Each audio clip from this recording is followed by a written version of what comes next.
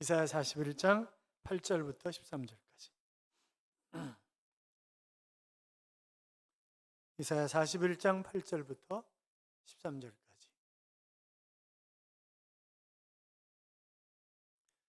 교도하겠습니다. 8절 제가 있습니다. 그러나 나의 종 너 이스라엘아, 나의 택한 야곱아, 나의 벗 아브라함의 자손아, 내가 땅 끝에서부터 너를 붙들어 땅 모퉁이에서부터 너를 부르고 내게 이르기를 너는 나의 종이라. 내가 너를 두려워 말라. 내가 너와 함께함이니라. 놀라지 말라. 나는 내 하나님이 됨이라. 내가 너를 굳세게 하리라. 참으로 너를 도와주리라. 참으로 나의 의로운 오른손으로 너를 붙들리라. 보라, 내게 노하던 자들이 좋아 노하다 아무것도 아닌 것 같이 될 것이며 멸망할 것이라. 내가 찾아도 너와 싸우던 자들을 만나지 못할 것이요 너를 치는 자들은 아무것도 아닌 것 같이 허무한 것 같이 되리니 이는 나 여호와 너의 하나님이 내 오른손을 붙들고 내게 이르기를 두려워 말라. 내가 너를 도우리라 할 것임이니라. 아멘. 같이 인사하겠습니다. 주의 이름으로 잘 될 것입니다. 더 잘 될 것입니다. 끝없이 잘 될 것입니다. 아멘. 진해 벚꽃 축제에 450만이 다녀갔다 그러죠. 요새 순천 꽃 축제를 하는데 하루에 10만 명씩 왔다 간다고 합니다. 틀림없이 거기서 오늘 교인들끼리 만나는 사람도 있을 거예요. 절대 가서 얘기하면 안 돼. 그러는 사람들이 있을 거예요. 비행기 안에서도 만나고 뭐 별 사람들이 다 있는데 뭐 그런데 와서 그 얘기까지 해줘요. 목사님 만날지 절대 얘기하면 안 된다고 그 얘기까지 했어요. 이렇게 얘기를 하고 그러는데 예배 자리에 함께 하신 여러분, 하나님께서 여러분과 동행하심으로 이 한 주간도 행복한 최고의 삶을 살아가는 귀한 한 주간의 삶이 될 줄로 믿습니다. 윌리엄 생스터 목사님이 노년에 전신마비가 온 거예요. 그리고 소리를 질러서 얘기할 수가 없이 그냥 조곤조곤하게 이야기할 수밖에 없는 그런 상황이 됐어요. 그리고 부활절을 맞이했습니다.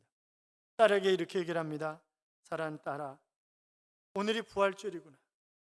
아침에 일어나서 여러분, 예수님께서 부활하셨습니다. 그렇게 외쳐야 되는데 그런데 목소리가 안 나오니 어쩌면 좋으냐.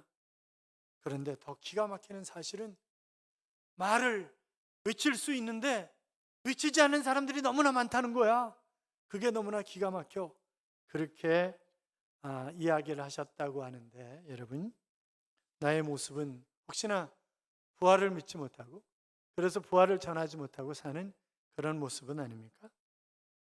신학자인 테일러드 샤르댕은 이런 얘기를 했습니다. 교회는 부활의 근거로 역사의 한복판에 현존하는 그리스도의 몸이요 그리스도를 만나는 곳이요 신앙을 사는 곳이다 하는 그런 얘기를 했습니다. 그러니까 부활은 인간의 한계를 넘어선 기적입니다. 제가 대학원에서 그 서양사를 전공할 때 얘기를 수없이 했었죠. 부활절이 됐어요. 그러니까 서양사를 전공하는 친구들은 거의 다 예수 믿는 친구들이에요.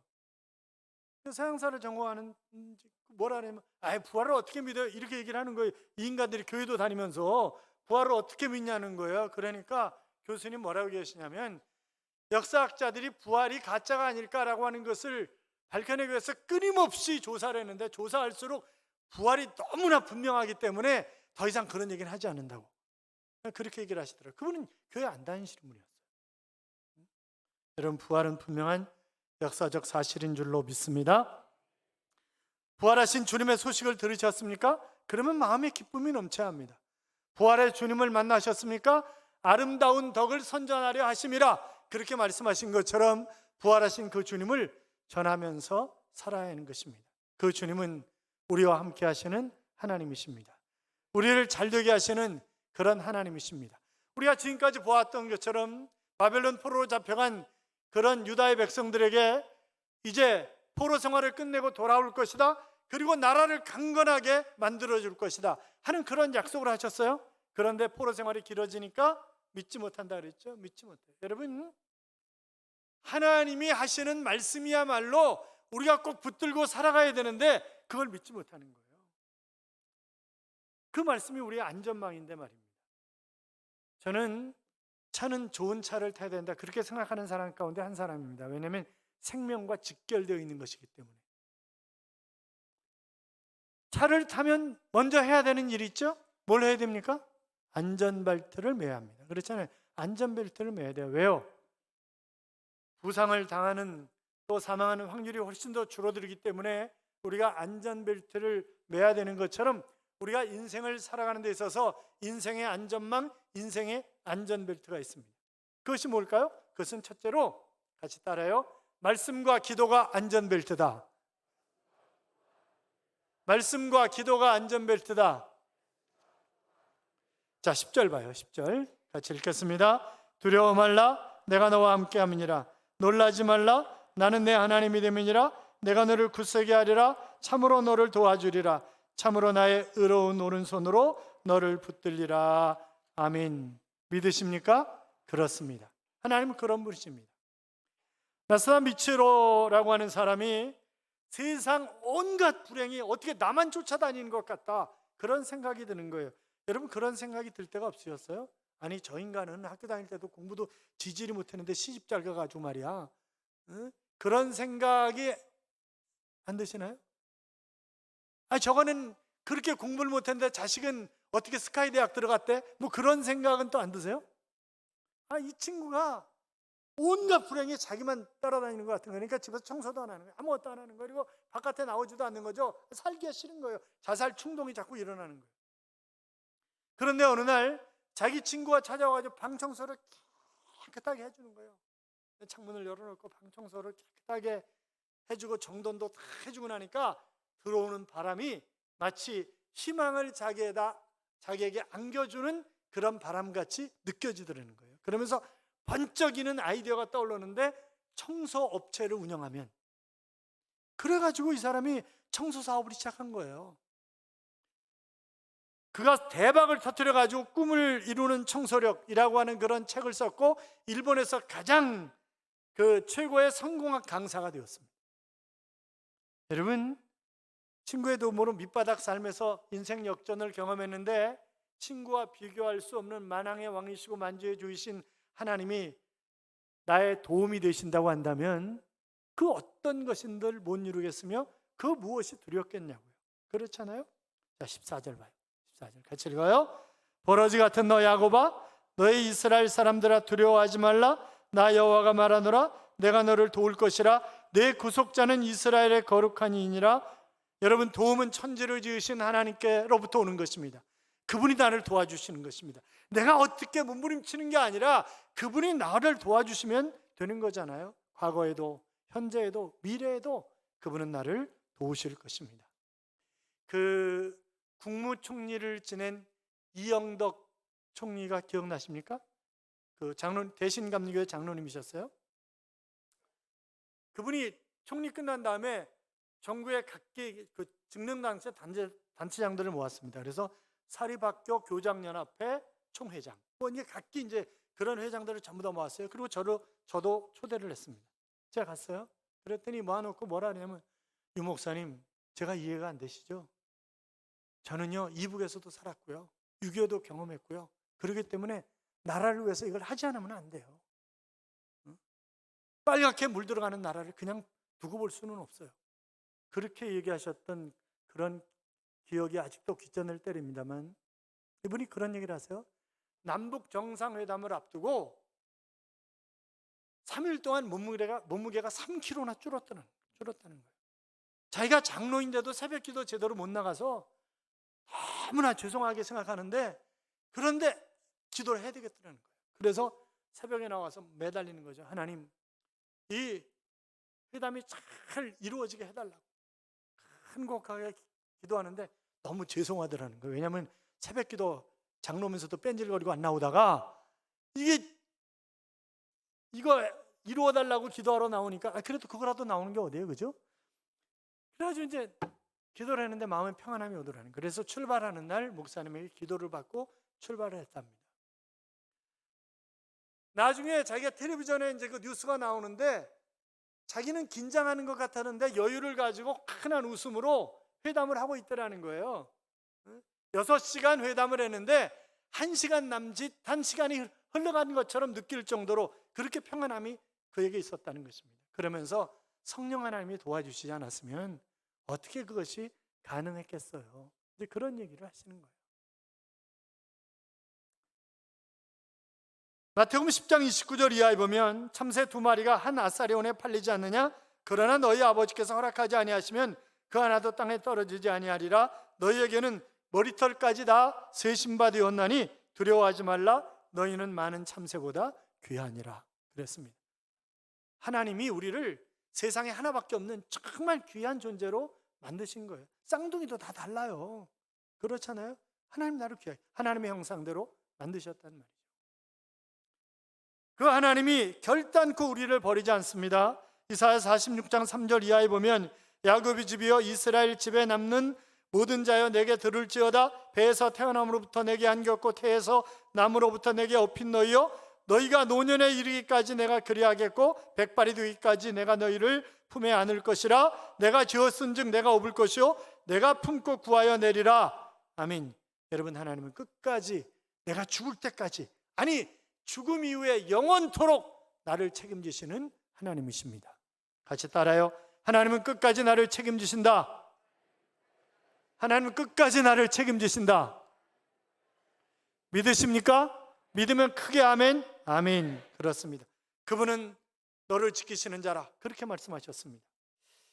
부흥사 무디 목사님이 영국에 부흥회 인도하러 갔다가 돌아오는 길에 이제 배를 타고 건너오지 않겠어요? 그런데 자기는 그냥 너무 피곤하니까, 며칠 동안 집회를 인도했으니까 너무 피곤해서 골아 떨어졌는데 막 흔들어 깨워드려요. 여보세요, 여보세요, 일어나세요. 지금 폭풍 때문에 우리가 다 죽게 되는데 잠이 옵니까?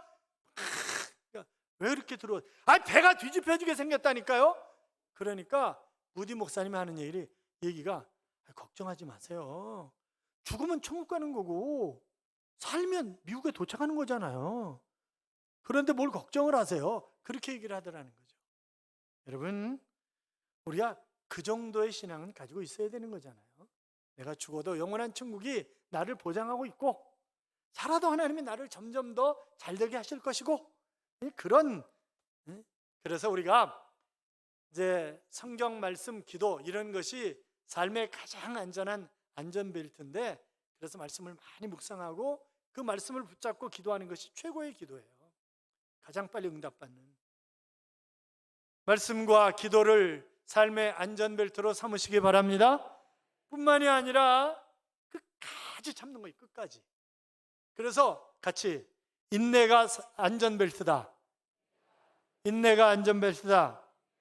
그러니까 우리의 신앙에는 두 날개가 있는데 하나는 믿음이라는 날개고 하나는 인내라고 하는 날개예요. 그래서 이게 믿음대로 내가 기도할 때마다 신속하게 하나님이 응답하시는 것들이 있지만 그렇지 않은 것들이 또 많아요. 하나님이 하나님의 때에 주시는 거거든요. 그러면 내가 그것을 잘 기다려야 돼요. 그래서 늘 여러분에게 말씀드리잖아요. 오래 기다리는 거는 큰 거라고. 그 응답이 큰 거는 오래 기다려야 돼요. 로마서 5장 3절 이하에 보면 우리가 환난 중에 즐거워하는 것은 환난은 인내를, 인내는 연단을, 연단은 소망을 이루는 줄 알미로다 그랬습니다. 그러니까 사람들이 그러죠. 사람이 감정의 동물인데 어떻게 끝까지 참을 수가 있겠어요? 한계가 있는 거지. 여러분은 몇 번까지 참으세요? 그 감리교의 창시자인 요한의솔레의 어머니는 끝까지 참았대잖아요. 그러니까 애가 뭘 잘못하면 그 남편이 질릴 정도로, 왜냐하면 21번 가르쳐주고 21번 얘기를 했는데도 전혀 딴소리 하니까, 엄마가 다시 얘기할 테니까 잘 들어봐 이러고 얘기를. 여러분 몇 번까지 해요? 두세 번 지나면 에이 돌대가리야, 지 애비 닮아가지고, 응? 그러고 막 그러잖아요. 응? 저도 3번까지는 잘 참아요. 3번까지는. 근데 3번 넘어가면 그때부터는 저도 제 자신을 주체하지 못해요. 그래도 갈매동은 정말 좋은 동네예요. 왜냐하면 갈매동에는 뭐 도와달라고 구걸하는 사람이 없어요. 중계동의 불암산 밑에 저 은행 사거리 쪽에서도 교회가 안 보여요. 전혀 우리 교회가. 그런데 얼마나 많은 사람들이 오는지 몰라요. 도와달라고. 그러면 그냥 돈이 있으면 있는 대로 줘요. 돈이 없을 때도 있잖아요. 주머니에 돈이 없을 때도 있죠. 돈이 없으면 그러면 없다고 그래요. 그러면 야, 이 자식아 까불지 말고 돈 내놔. 이렇게 얘기를 해요. 아니 지가 나를 언제 봤다고 이 자식아 돈 내놓으라고, 내가 뭐 지 자식이야? 그렇게 얘기를 해요. 그냥 가세요. 제가 돈이 없다니까요. 그러다 어느 날은 또 500원짜리 하나가 있어가지고 500원짜리 하나밖에 없는다 그랬더니 야 내가 그지냐? 이렇게 얘기하는 거예요. 그럼 네가 그지지. 그러니까 와서 달라는 거지. 그렇잖아요. 그래서 아이 그냥 가서 내 이거밖에 없다니. 아이 까불지 말고 자식아 좀 내놔봐. 배추잎 좀 내놔봐. 막 이러니. 그러면 세 번째 딱 지나면 그 다음부터 야 교회가 너한테 돈 주는 것이 교회야 이 자식아. 이리 와. 그리고 제가 화장실로 데려가요. 왜냐면 제가 어떤 짓을 하는지 안 보이게 하기 위해서. 그래가지고 한 방 갈기는 거예요. 너 이 새끼야 교회를 뭘로 알고 와가지고 행패를 부려 네가. 그러면 이제 형님은 잘못했어. 내가 네 형이야. 어? 그리고 근데 끝까지 참아야 되는 거예요. 주님도 끝까지 참으라 이렇게 말씀하셨는데 이게 그게 잘 안 되잖아요. 여러분이 잘 돼요? 전 잘 안 돼요. 그게 이번에도 결혼 사는데 왕란이라고 했잖아요. 왕란. 그 왕란. 근데 제가 어디 갔다 와보니까 왕란이 아닌 것 같아요. 작아 이게. 제가 하루에 아침마다 계란 2알을 먹기 때문에 왕란을 이제 어떤 때는 제가 사올 때도 있거든요. 이게 왕란이 크단 말이에요. 근데 큰 것 같지 않은 거예요. 그래서 전화 걸어가지고 이게 무슨 왕란이냐 그랬더니 자기가 전부 포장한 거라는 거예요. 왕란이라는 거예요. 달아보면 68g 이상이라는 거예요. 그래서 야 계란 속에 돌 넣냐? 이게 작은데 무슨 왕란이냐고 그랬더니 제가 화가 납니다. 그래서 화가 난다고? 내가 목사가 아니면 너 달려가서 그냥 안 뒀어. 응? 그래서 작잖아 그거. 중고등부 지금 삶아주는 것보다 더 크지도 않은데 무슨 왕란이야 이게. 그러다 전화 끊었어요. 근데 그 사람 다음에 평생 교회 나오겠냐고 목사가 이렇게 소리 지르고 그러는데 그러니까 이게 언제 이를 멈출런지 죽으면 멈출런지 하여튼 여러분 끝까지 잘 참아야 돼요. 끝까지. 서강대 장영희 교수가 있어요. 이분이 태어난 지 1년 됐을 때 소아마비가 된 거예요. 거기다가 또 유방암 걸렸어요. 그런데 이제 기도하고 이러면 치료가 됐어요. 근데 나중에 재발을 했어 다시. 그리고 이게 척추로 또 번졌대. 척추로. 그런데 대학에서 강의할 때였거든요. 근데 1년 만에 재기해가지고 강단에 나온 거예요. 그러니까 정말 대단하시다고 감동이라고 막 그러지 않았겠어요. 그런데 어느 날 길을 걸어가는데 새가 똥을 싸는데 자기 어깨에 떨어진 거예요. 아니 서울 시내 사람이 몇 명인데 도대체 내 어깨에 똥이 떨어지냐? 왜 하필이면 나냐? 왜 하필이면? 하나님 왜 하필이면 나냐고요? 여러분 그런 생각 안 들겠어요? 하필이면. 그런데 어느 날 자기 그 조카에게 곰 인형을 하나 사줬대요. 그랬더니 이모 하필이면 왜 나야? 이렇게 얘기를 하더니 왜 하필이면 나냐고. 그러니까 다른 조카들도 많은데 이모 하필이면 왜 나한테 이걸 사주냐고 정말 고맙다고 이제 그런 의미잖아요. 이게 생각만 조금 바꾸면 하필이면이 감사의 고백도 될 수 있는 거구나. 그렇게 자기가 생각하게 되었다 하는 그런 얘기를 써놨더라고요.